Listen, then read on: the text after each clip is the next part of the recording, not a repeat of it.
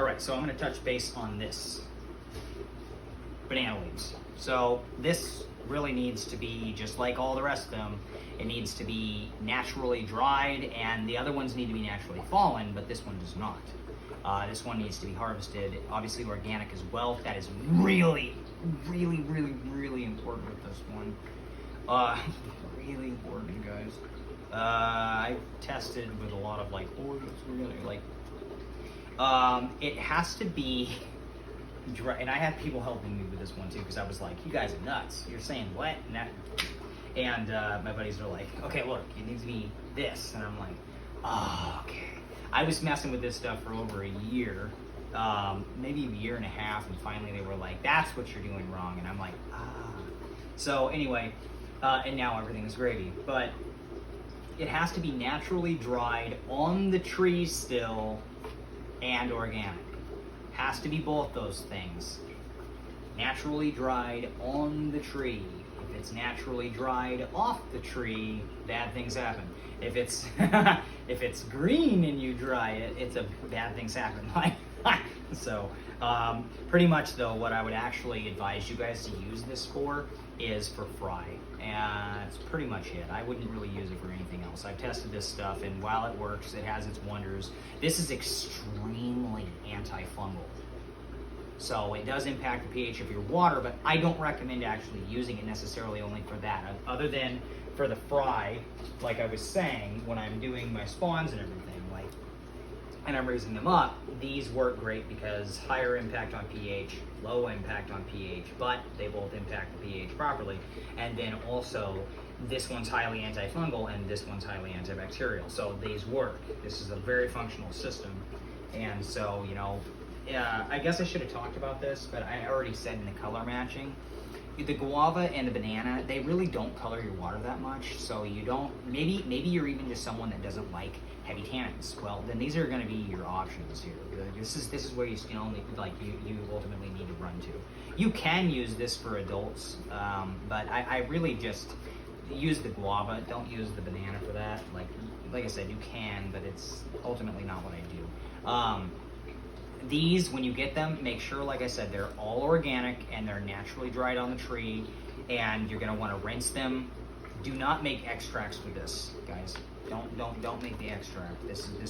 This one, and that's also why I say don't put it in with the adults. Just ultimately put it in with a fry, and then you're gonna leave it in there just like those.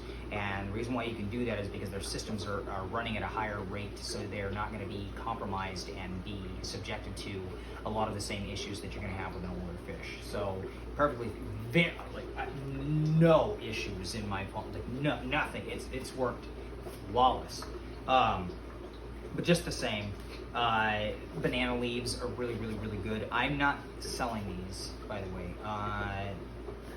So you're gonna have to find a source. Can be pretty hard, but if you can, these ones are good. That's pretty much all I have to say about this. Antifungal like crazy. They impact the pH of your water. They're really good. They do. I mean, they increase the coloration, yes, but any of these do.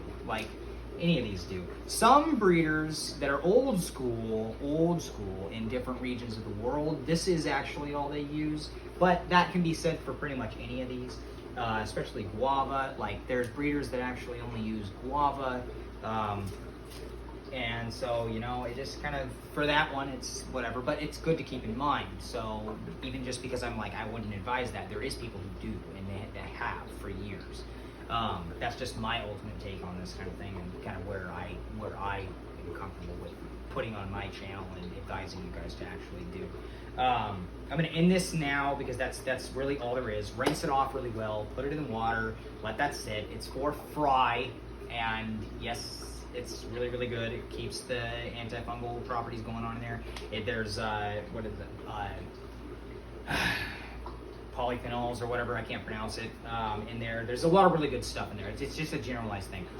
One thing I'll say about it is that the water, if you're going to use it, it will get cloudy for a short period of time.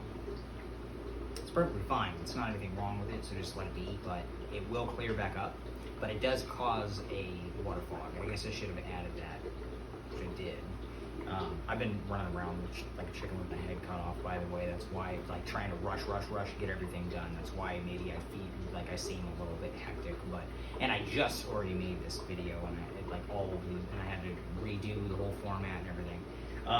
Just the same though, that's pretty much all there is to know about the banana leaves. That's it. I don't find that with the banana leaves you need to sit there and rinse them, dry them, rinse them, dry them, use them. That doesn't do anything. I have not noticed any. I rinse and play. That's it.